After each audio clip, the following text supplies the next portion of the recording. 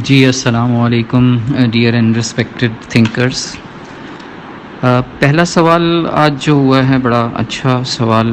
کیا قرآن مجید کی عقل کی بنیاد پر تشریح کی جا سکتی ہے یا حضرت عبداللہ بن عباس رضی اللہ تعالیٰ عنہ کے منہج پر اترنے والی تفسیر ہی صحیح تفسیر القرآن کہلائے گی؟ تفسیر کے حوالے سے آپ کون سی تفسیر پڑھنے کا مشورہ دیں گے؟ ہاں، پہلی بات تو کافی حد تک ہاں میں ہے کہ قرآن مجید کی عقل کی بنیاد پر تشریح کی جا سکتی ہے، لیکن ایک ایسی عقل جو اللہ اور اس کے رسول پر پورے کا پورا یقین رکھتی ہو، ایسی عقل جسے اللہ اور اس کے رسول صلی اللہ علیہ وآلہ وسلم پر رتی برابر بھی شک نہ ہو. دوسری اہم بات کہ ایسی عقل جو عربی زبان کا فہم رکھتی ہو تو وہ زیادہ اچھے طریقے سے قرآن پاک کی تشریح کرے گی.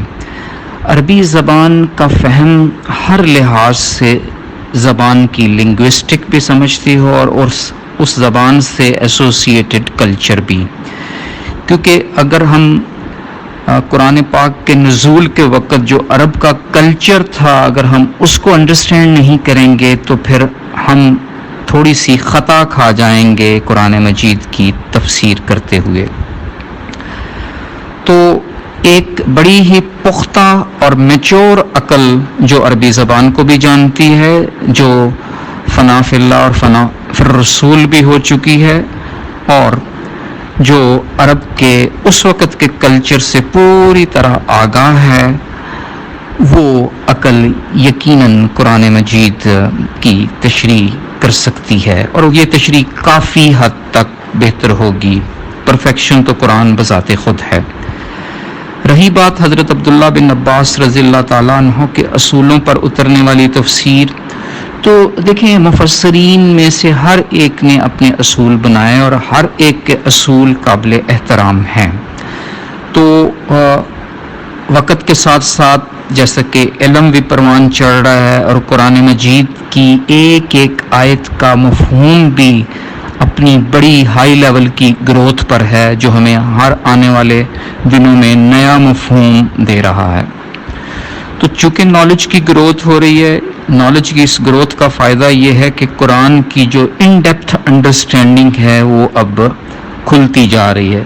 قرآن چونکہ یہ نور ہے، اس نور کی کئی لیئرز ہیں، تو کچھ مفسرین نے اس کی ایک لیئر کو انڈرسٹینڈ کیا، کچھ دو کو کر رہے ہیں، کچھ اور ڈیپ جا رہے ہیں.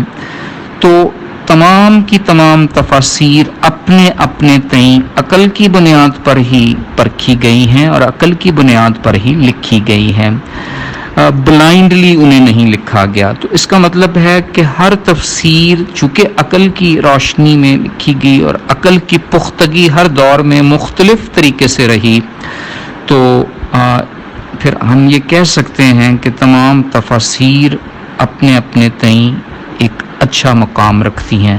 لیکن ساتھ ساتھ یہ بھی کہ کوئی بھی تفسیر یہ ایسی نہیں ہوگی کہ جس کو ہم کہہ دیں کہ اس کے بعد مزید تفسیر کی ضرورت نہیں ہے.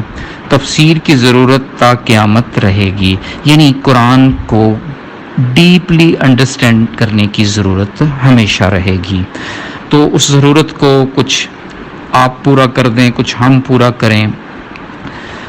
اب سوال یہ ہے کہ تفسیر کے حوالے سے کون سی تفسیر پڑھنے کا مشورہ دوں. میں بڑا روحانی سا اس کا جواب دوں گا کہ سب سے اہم تفسیر جو آپ کے دل میں لکھی ہوئی ہے، آپ کوشش کریں کہ وہ تفسیر پڑھیں، اسے انڈرسٹینڈ کریں، اور اسے انڈرسٹینڈ کرنے کے لیے ایک بہت بڑے سفر میں سے گزرنا پڑے گا، اور وہ سفر روحانی سفر ہے جس میں اپنی روح کو آپ نے پاکیزہ رکھنا ہوگا. تمام شیطانی فروعات سے اپنے آپ کو دور کر کے پاک رکھ کے اپنی روح کو پاکیزہ رکھیں گے تو وہ روح قرآن کی ہر بات کو کھول کھول کر ہمیں بیان کر دے گی.